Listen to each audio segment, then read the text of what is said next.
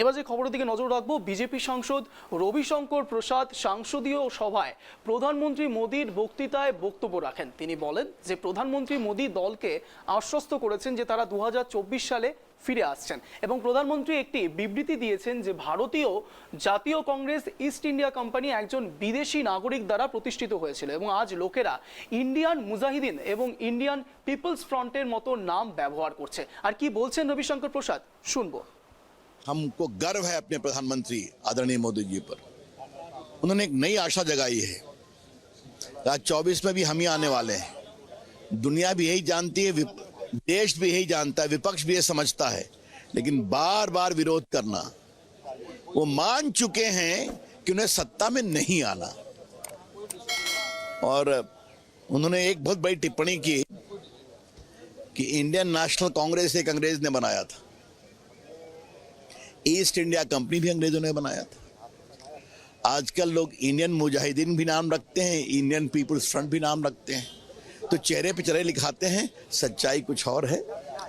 उन्होंने हम लोग को कहा कि हम सभी जागृत हों, सुबह की भोर की तरह देश हमारी पुनः अपेक्षा कर रहा है और निश्चित हम जीतेंगे। और आज मैं कह देता हूं, 24 का रिजल्ट आएगा ना, तो जो संख्या है ना हारे हुए, थके हुए, निराश विपक्ष की, इनकी संख्या और कम हो जाएगी।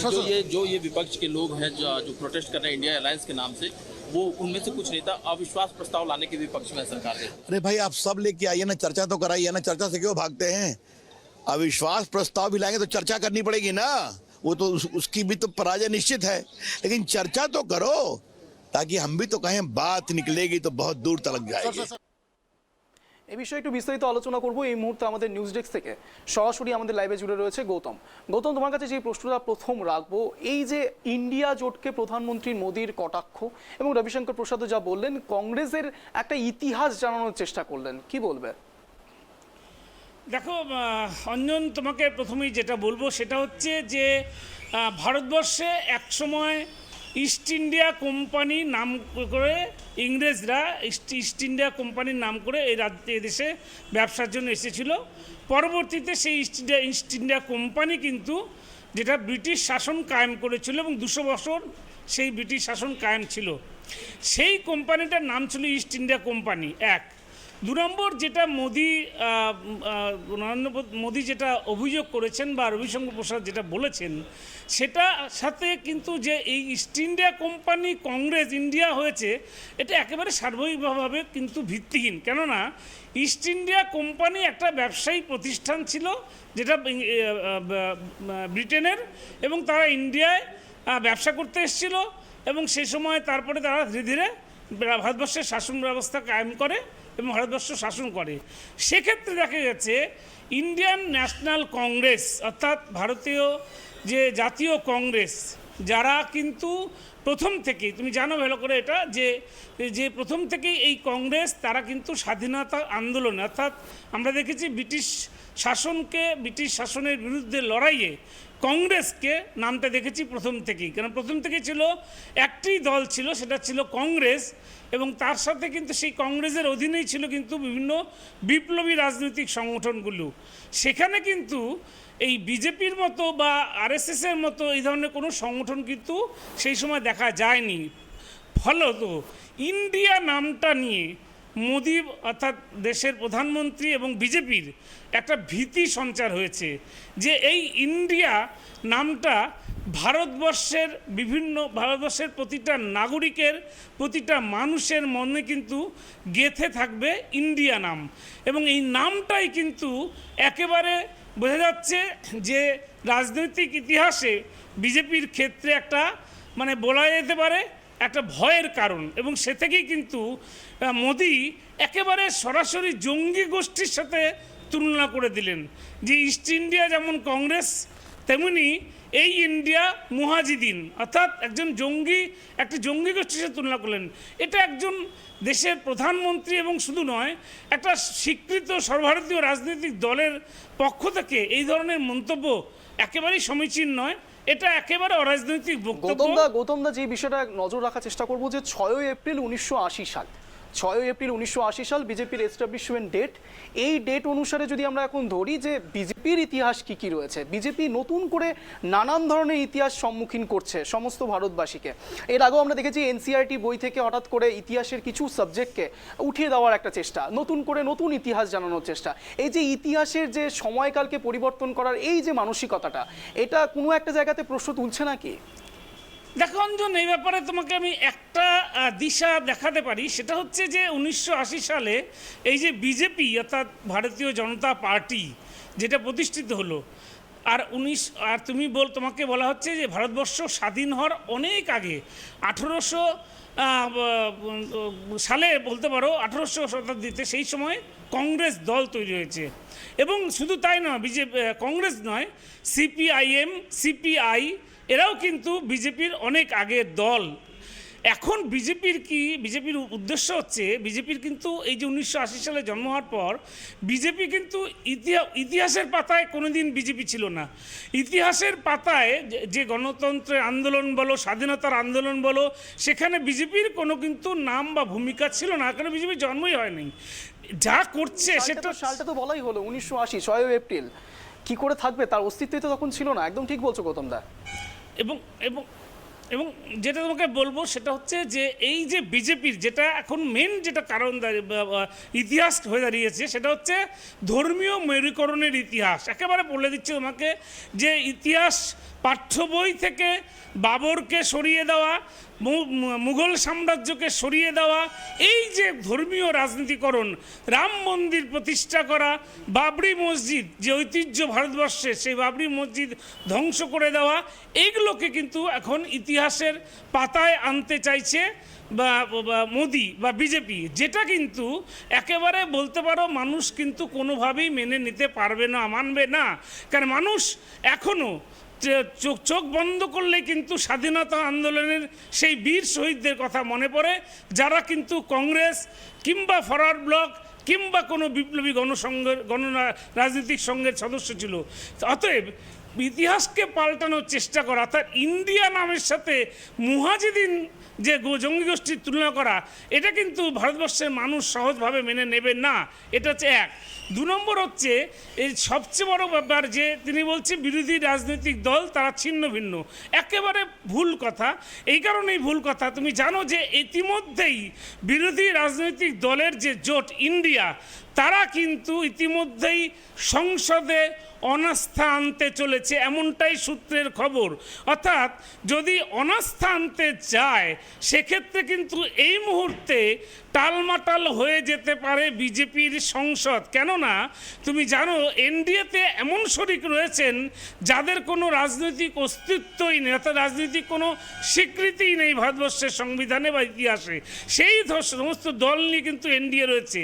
এবং যেভাবে দিনের পর দিন বিজেপি বিরোধী যে রাজনৈতিক জোট ইন্ডিয়া শক্তিশালী হচ্ছে, তাতে কিন্তু মানে এনডিএর যে শরিকরা তারা কিন্তু অনায়াসেই যে এই ইন্ডিয়া প্ল্যাটফর্মে আসতে পারে, এই ভয়টা কিন্তু এখন কুড়ে কুড়ে খাচ্ছে বিজেপির শীর্ষ নেতা মোদি থেকে শুরু করে, রাজনাথ থেকে শুরু করে, জেপি নাড্ডা থেকে শুরু করে সকলের, অমিত শাহর মনের মধ্যে যে ইন্ডিয়া এমন একটা নাম বিরোধী প্ল্যাটফর্ম থেকে দেওয়া হলো, ইন্ডিয়া নাম, যে নামের কিন্তু মানুষের বুকের মধ্যে গেঁথে যাবে।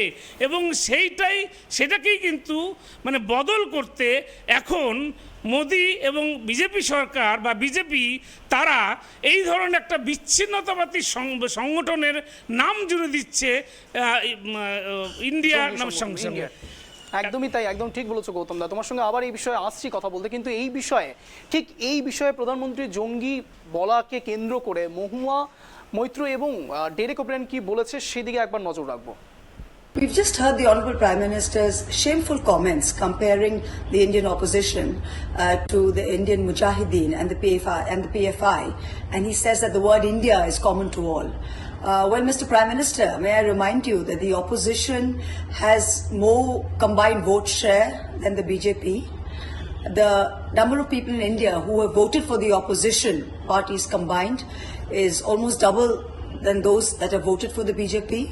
This sort of brute majoritarianism that you and your government are practicing, where you think you can say anything and do anything, the time has come, sir, that it is backfiring. All over, in every state of India, people are realizing what a dangerous choice that they made between the soul of India and between the BJP. And India is now fighting back. Whether you choose to see that it's in the Mujahideen or you choose to see in the PFI is your distorted vision. All we can tell you is that be very careful. Thank you. Mr. Modi and the BJP are rattled, completely rattled after they've heard the name INDIA, Jeetega Bharat. They are in reactive mode. They have no good response. That's why he's coming up with all these crazy explanations. The name is strong. It's INDIA. Mr. Modi and the BJP, maybe for the first time since 2014, they do not have an answer. Instead of going and giving all this gyan outside Parliament, Mr. Modi, this is Parliament. Come here. We're waiting for the last 4 days for you to speak on Manipur. Come and speak. Your choice. Lok Sabha, Rajya Sabha. We'll welcome you. Open the debate. We know you're on the back foot after the Patna summit, after the Bengaluru summit. India, jeetega Bharat. ক্রিয়া প্রতিক্রিয়া নিউটনের third ল, সমানভাবে এবং বিপরীতমুখী প্রতিক্রিয়া। যা জিনিসটা হচ্ছে আজকের দিনে দাঁড়িয়ে থেকে হঠাৎ করে প্রধানমন্ত্রী মোদী বলে বসলেন জঙ্গি সংগঠন কারা, তাও আবার ইন্ডিয়া জোটকে। কেন এই ইন্ডিয়া জোটকে হঠাৎ করে জঙ্গি সংগঠন বলে উঠলো, এই বিষয়ে আমরা শোনালাম আপনাদের সবাইকে যে ডেরেক ওব্রায়েন এবং মহুয়া মৈত্র ঠিক কী বলেন। তারা সরাসরি বলছে প্রধানমন্ত্রী মোদী রীতিমতো ভয় পেয়েছে, এই ইন্ডিয়া জোটকে ভয় পেয়েছে। কিন্তু প্রশ্ন কেন এই ভয়? যদি তারা সত্যিই কোনো ভুল না করে থাকে, অন্যায় না করে থাকে, তাহলে ভয় কিসের? সত্যি তো কিসের ভয়, সেই বিষয়ে জানার চেষ্টা করবো। এই মুহূর্তে আমাদের সঙ্গে আবার জুড়ে রয়েছে গৌতম। তোমার কাছে যেটা প্রথম প্রশ্ন আরেকবার রাখবো, যে বিষয়ে কথা বলছিলাম যে প্রধানমন্ত্রী মোদী হঠাৎ করে তাদেরকে জঙ্গি সংগঠন বলে বসলো, এবং এই মতো অবস্থাতে বিজেপির ন্যারেটিভটা কি? ন্যারেটিভটা কোনো একটা জায়গাতে প্রকাশ পাচ্ছে না। তারা ভয় পাচ্ছে নাকি নতুন কোনো চাল চালছে 2024-এর জন্য? দেখো অঞ্জন, তোমাকে যেটা বলবো, বেঙ্গালুরুতে যে বৈঠকটা হয়েছিল বিরোধী জোটের, এবং যাতে কংগ্রেস নেত্রী সোনিয়া গান্ধী, রাহুল গান্ধী ছিলেন, এবং বিভিন্ন বিজেপি বিরোধী দল, সমাজবাদী পার্টি, আপ নেতা কেজরিওয়াল ছিলেন, এবং সেখানটায় যে মাস্টার স্ট্রোকটা দিয়েছিলেন এ রাজ্যের মুখ্যমন্ত্রী তথা তৃণমূল সুপ্রিমো মমতা বন্দ্যোপাধ্যায়, সেটা হচ্ছে এই জোটের নাম। তুমি জানো যে এই জোটের নাম নির্ধারণ করেছিলেন, ঠিক করেছিলেন রাজ্যের মুখ্যমন্ত্রী মমতা বন্দ্যোপাধ্যায়, এবং সেই যে নাম ইন্ডিয়া, অর্থাৎ ইন্ডিয়া নামটাকে কিন্তু মমতা বন্দ্যোপাধ্যায় দেওয়া এই বিরোধী জোটের নাম কিন্তু সর্বজন গ্রাহ্য গ্রহীত হয়েছে এবং বিপুল সমর্থন নিয়ে পেয়েছে সেই বিরোধী জোটের সম্মেলনে। এবং সেখান থেকে তোমাকে একটা কথা বলি যে মোদি বিরোধী মুখ এর দেশের ক্ষেত্রে যদি ধরো, সাম্প্রতিককালে সবচেয়ে বড় মোদি বিরোধী মুখ হচ্ছে মমতা বন্দ্যোপাধ্যায়। এবং এই যে বিষয়টা মোদির বা বিজেপির, এখানে বাংলাতে 21-এর নির্বাচন, তারপরে পঞ্চায়েত নির্বাচন, ভরাডুবি, এটার থেকে কিন্তু একটা বিরাট ভয় পেয়েছি বিজেপি। কেন যেভাবে বাংলায় পঞ্চায়েত নির্বাচনে মমতা বন্দ্যোপাধ্যায়ের নেতৃত্বে তৃণমূলের জয় আসলো, সেভাবে যদি লোকসভা নির্বাচনে মমতা বন্দ্যোপাধ্যায়ের নেতৃত্বে, সোনিয়া গান্ধীদের নেতৃত্বে, সমাজবাদী পার্টির নেতৃত্বে যদি মানুষকে সংগঠিত করতে পারে, তাহলে কিন্তু বিজেপির ভরাডুবি এই আশঙ্কাই করছেন। কেননা তুমি বলবো এই মুহূর্তে 15টি রাজ্য বিজেপির হাতছাড়া, সামনে 2টো রাজ্যের নির্বাচন রয়েছে, সেটাও বিজেপি হাতছাড়া হতে পারে বলে আশঙ্কা করা হচ্ছে। এবং সাম্প্রতিককালের যে ঘটনা, সেটা হচ্ছে কর্ণাটকে কংগ্রেসের বিজয় রথ। এই বিষয়গুলোই কিন্তু তারপরেই কিন্তু গঠন হলো ইন্ডিয়া নামের এই জোট, এবং এই নামটাকেই কিন্তু সবচেয়ে বড় ভয় পাচ্ছে বিজেপির নেতৃত্ব। কারণ নামটার মধ্যেই জড়িয়ে রয়েছে ভারতীয় বোধ, মানুষের আস্থা, মানুষের ভরসা। কেননা বিজেপি সরকার এই যে বিগত 10 বছর ধরে রয়েছে, যা হিসাব বলছে, যা পরিসংখ্যান বলছে, তাতে কিন্তু দেশের জাতীয় সম্পত্তির বিক্রির পরিমাণ অনেকটাই বেশি। অনেক কিছুই কিন্তু বেসরকারিকরণ করে দিয়েছে এই এনডিএ পরিচালিত বিজেপি সরকার। অনেক কিছু সরকারি প্রতিষ্ঠান তারা বিক্রি করে দিয়েছে। এমনকি কালো টাকা উদ্ধারের নামে যেভাবে তারা নোটবন্দি করেছিল, এমনকি তারা যে তাদের আমলেই নীরব মোদী যেভাবে কোটি কোটি হাজার হাজার কোটি টাকা নিয়ে বিদেশে পালিয়ে গিয়েছিল। একটা বিষয় গৌতম দা যেটা আটকাচ্ছে একটু, যে বিষয়ের দিকে নজর ছিল যে এই যে এত কিছু সাম্প্রতিককালে মোদী সরকারের নানান রকম এই যে কার্যকলাপ, সেই কার্যকলাপের অদ্ভুত একটা সাইলেন্ট মোড, মানে কোনো কিছুতেই অদ্ভুতভাবে তিনি একটা নির্বাক পরিস্থিতিতে থাকেন। যেমন আদানি ইস্যুর ক্ষেত্রেও তিনি কোনো কথাই বলতে চান না, তারপরেও এই যে মণিপুর ইস্যু এক্সট্রা মাইলেজ দিচ্ছে, তা সত্ত্বেও তিনি কিন্তু নির্বাক। সাংবাদিক বৈঠক করছেন তিনি বাইরে করছেন, কিন্তু পার্লামেন্টে এখনো পর্যন্ত তিনি কিন্তু নির্বাক। স্বরাষ্ট্রমন্ত্রী কথা বলছে, প্রধানমন্ত্রী এখনো নির্বাক। দেখো অঞ্জন, তোমাকে বলবো একটা কথা, সেটা হচ্ছে যে কোনো রাজ্যের নির্বাচনের আগে প্রধানমন্ত্রী নরেন্দ্র মোদী এবং তার সেনাপতি অমিত শাহ যেটা বলে থাকেন যে ডবল ইঞ্জিনের সরকার গড়ুন, উন্নয়ন হবে, কেন্দ্রের মতো উন্নয়ন হবে। কেন্দ্র তো নিজেই উন্নয়ন করতে পারেনি, বরঞ্চ দেখা গেছে ডবল ইঞ্জিনের সরকার যেখানে হয়েছে সেখানে উন্নয়নের বদলে সেখানে যেমন অনুন্নয়নের ছায়া রয়েছে, তেমনি রয়েছে দুর্নীতি, তেমনি রয়েছে সন্ত্রাস, তেমনি রয়েছে আইন শৃঙ্খলার অবনতি। এজন্যই মোদী এই যে বাইরে বিবৃতি দিচ্ছেন, কিন্তু তার সাহস হচ্ছে না সংসদের ভেতরে এই মণিপুর কাণ্ড নিয়ে বিবৃতি দেওয়ার। কেননা এই মণিপুর রাজ্য, যে রাজ্য তিনি ডবল ইঞ্জিন সরকারের লোভ দেখিয়ে, প্রলোভন দেখিয়ে সেখানকার মণিপুরের রাজ্যবাসীকে ভুল বুঝিয়ে বিজেপিকে ক্ষমতায় এনেছিলেন এবং ডবল ইঞ্জিনের সরকার করেছিলেন, এবং সেজন্য ডবল ইঞ্জিনের সরকার উন্নয়ন করবে। কিন্তু মণিপুর রাজ্যে উন্নয়ন তো দূরস্থ, দেখা গেল সেখানে জাতি দাঙ্গা, সংঘর্ষ, মানুষের মৃত্যু, অনাহার, একেবারে দুরবস্থা মানুষ, সে পাশাপাশি অনুপ্রবেশ, সব কিছু চলছে একসাথে। কিন্তু এই বিষয় নিয়ে মোদির যে সংসদে বিরোধীরা বারবার চাইছেন যে মোদির জবাবদিহি করুক, মোদি তার বিবৃতি দিক সংসদে, কিন্তু দেখা যাচ্ছে যে দেশের প্রধানমন্ত্রী নরেন্দ্র মোদী অস্বাভাবিকভাবে চুপ রয়েছেন এবং কোনো কথা তিনি সংসদে বিবৃতি দিচ্ছেন না। কেন? তার বলার জায়গা নেই, এমনটাই মনে করছেন বিরোধীরা। তার বলার ভাষা নেই, এমনটাই মনে করছেন বিরোধীরা। কেননা যে প্রতিশ্রুতি দিয়ে তিনি নিজের মণিপুরে শাসন ব্যবস্থা কায়েম করেছিলেন, রাজ্য দখল করেছিলেন, সেই প্রতিশ্রুতি সম্পূর্ণ মিথ্যা প্রমাণিত হয়েছে। শুধু তাই নয়, কেন্দ্রে যে প্রতিশ্রুতি দিয়ে তিনি যে এসেছিলেন যে প্রতিটা মানুষের অ্যাকাউন্টে 15,000 টাকা করে ঢুকবে, প্রতিটা মানুষ ঘর পাবে, কিচ্ছু পায়নি। উল্টে মানুষ পেয়েছে বঞ্চনা, মানুষ পেয়েছে দেশ বিক্রি, অর্থাৎ বিভিন্ন দেশের সরকারি সম্পত্তি বিক্রি। মানুষ বাজার অগ্নিমূল্য, দাম নিয়ন্ত্রণে কেন্দ্রীয় সরকার একেবারে লাগাম ছাড়া, পেট্রোল ডিজেলের দাম ক্রমশ বাড়ছে এবং তুমি জানো জ্বালানি বাড়লে নিত্য প্রয়োজনীয় সামগ্রিক দাম বাড়ে।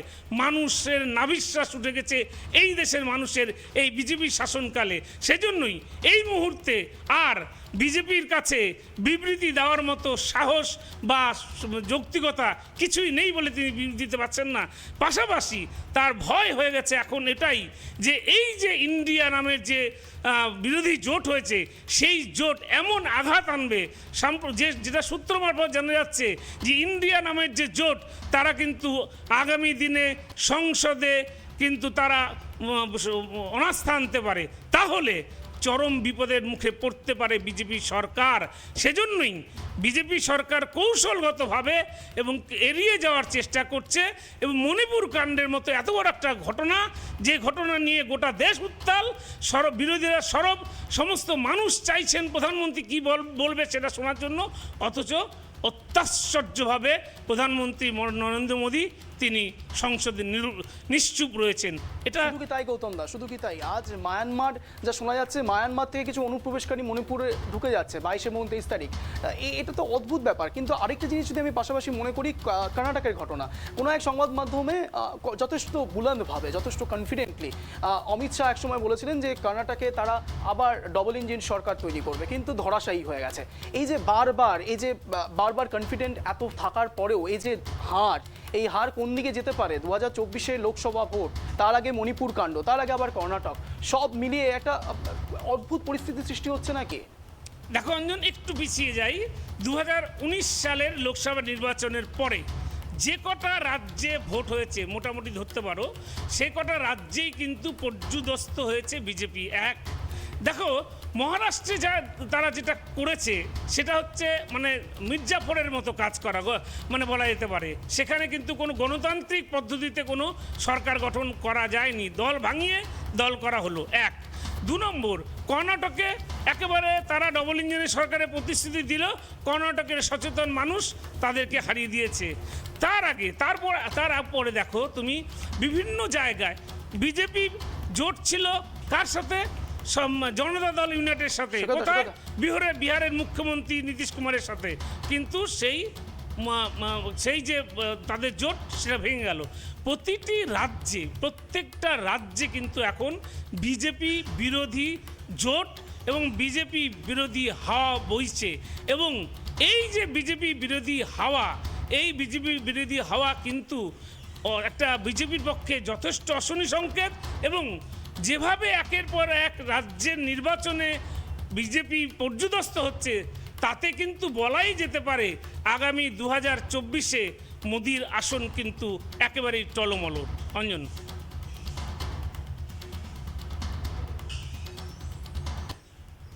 গৌতম দা যেই দিকে নজর ছিল, যে কথাগুলো তুমি এতক্ষণ ধরে বললে, একটা বিস্তর ফারাক দেখা যাচ্ছে। যেমন বিরোধী দলরা বলছে, অর্থাৎ ইন্ডিয়া জোট বলছে 276 ধারার অনুসারে কথাবার্তা হোক, আর সেদিকে বিজেপি সরকার সরাসরি বলছে 167 ধারার কথাগুলো হোক।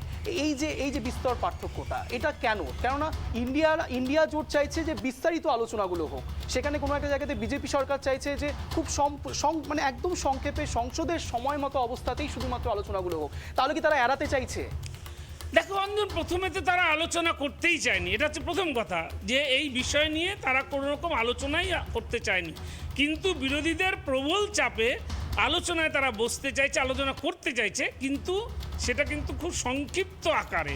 এটার অন্যতম কারণ হচ্ছে, যদি বিস্তারিত আলোচনা করতে যাওয়া যায় তাহলে মণিপুর কাণ্ড যা হয়েছে, মণিপুরে যে ঘটনা হয়েছে, এবং সেখানে কিন্তু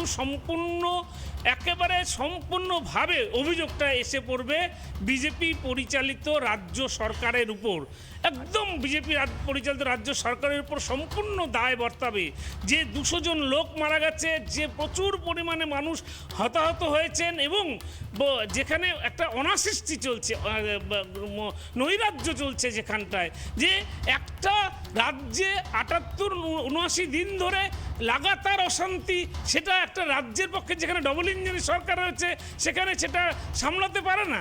তাহলে একটা প্রশ্ন আমি এখানে আনছি, সেখানটায় বারবার যখন পশ্চিমবঙ্গে কোনো একটু গণ্ডগোল হলে পরেই যখন তারা 355 ধারা প্রয়োগের কথা বলে বিজেপি নেতারা, তাহলে মণিপুরের মতো এত অশান্তি জায়গা, যেখানে প্রায় 78-79 দিন ধরে অশান্ত অবস্থা হচ্ছে, আগুন জ্বলছে দিনের পর দিন, লোক মারা যাচ্ছে, সেখানে কেন তাহলে রাষ্ট্রপতি শাসনের কথা বলছে না? এখানে একটা মজার বিষয় গৌতম দা, কিছুদিন আগেই আমরা দেখলাম, 2 দিন আগেই লকেট চট্টোপাধ্যায় হঠাৎ করে একটা কথা বললেন যে মণিপুরের মতো বাংলার পরিস্থিতি। মেনে নিলাম কিছুক্ষণের জন্য যদি আমরা ধরে নিই যে মণিপুরের মতনই বাংলার পরিস্থিতি, তাহলে বাংলায় যারা বলছে 355 ধারা আসা উচিত, তাহলে তাদের কথা অনুসারে মণিপুরে কেন 355 ধারা নয়? আমি রাষ্ট্রপতি শাসনের কথা যদি একেবারে অঞ্জন, দেখো লকেট চট্টোপাধ্যায় যদি বলে থাকেন যে মণিপুরের মতো অবস্থা বাংলার, এটা একটা শিশু হাসবে কথা শুনে। কেননা এই যে ভোটটা হলো পঞ্চায়েত নির্বাচনে, যার কথা বারবার বলা হচ্ছে, যেখানে পঞ্চায়েত ভোটে আমি ধরে নিচ্ছি 50 জন লোক মারা গেছে, কিন্তু পরিসংখ্যানটা কি দেখা যাচ্ছে, সেই 50 জন লোকের মধ্যে কিন্তু 32 জন লোকে কিন্তু তৃণমূল কংগ্রেসের, বাকি 18 জন বিরোধী লোকের। তাহলে তৃণমূল কংগ্রেস কর্মীদের সংখ্যায় মৃত্যুর সংখ্যাই বেশি।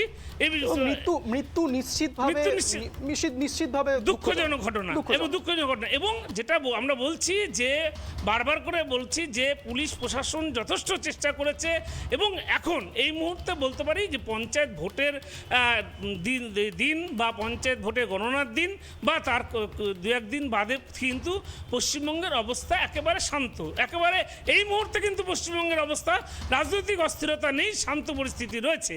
এবং এই যেখানে মণিপুর হচ্ছে একেবারে নৈরাজ্য চলছে সেখানটায়। সেখানে মানুষ আজকে 78 দিন ধরে ঘর থেকে বেরোতে পারছে না, কোনো বাজার হাট খুলছে না, কোনো মানুষ রাস্তায় বেরোচ্ছে, রাস্তায় মহিলাদের নির্যাতন করা হচ্ছে, শারীরিকভাবে নির্যাতন করা হচ্ছে, যৌন হেনস্থা করা হচ্ছে, তাদের উলঙ্গ করে রাস্তায় হাঁটানো হচ্ছে। এই ধরনের ঘটনা পশ্চিমবঙ্গের সাথে তুলনা করেছেন লোকেশ চট্টোপাধ্যায়। এটা একটা মানে ছেলেখেলা বক্তব্য। সেখানটায় দাঁড়িয়ে তারা বলছেন, এই সামান্য পশ্চিমবঙ্গে তারা বারবার বলেন, এখন না, সেই 2019 সাল থেকে আমরা শুনে আসছি পশ্চিমবঙ্গে 355 ধারা জারি করতে হবে। বারবার তারা কেন্দ্রীয় শীর্ষ নেতৃত্বের কাছে দরবার করেছেন। অথচ আজকে যেখানে 2 মাস ব্যাপী 3 মাস হতে চললো যে একটা রাজ্যে ডবল ইঞ্জিনের সরকার চলছে, সেই কারণেই কি তাহলে সেখানে 355 ধারা জারি করা যাবে না? সেই কারণেই কি সেখানে রাষ্ট্রপতি শাসন করা যাবে না? তাহলে কেন্দ্রীয় বাহিনী কেন নামানো হচ্ছে না? কেন্দ্রীয় বাহিনী নামিয়ে আসলে এখানেই তো কমপ্লিট ফেলিয়ারটা গৌতম দা। তার কারণ 355 ধারা জারি করলে আলটিমেটলি তো কেন্দ্রীয় সরকারই সেখানে স্থাপনা করা হবে। তো সেই 355 ধারা অনুসারে তো কেন্দ্রীয় সরকারই মণিপুরে রয়েছে, তাই জন্যই তো তারা এখন পর্যন্ত কিছু নির্বাক রয়েছে। উল্টে এখন রাষ্ট্রপতি শাসন যদি করা হয় তাহলে তারা বিভ্রান্ত হয়ে পড়বে। এই বিষয়ের দিকে নজর ছিল গৌতম দা, একদম ঠিক। তোমাকে ধন্যবাদ আমাদের সঙ্গে এতক্ষণ জুড়ে থাকার জন্য। যে কথাটা বলছিল গৌতম দা এতক্ষণ অবধি, এই যে ভয়ঙ্কর একটা পরিস্থিতি, টালমাটাল অবস্থা, মণিপুর কাণ্ড নিয়ে সংসদে বিভিন্ন রকম তরজা চলছে, এই বিষয়ের দিকে আমাদের নজর থাকবে।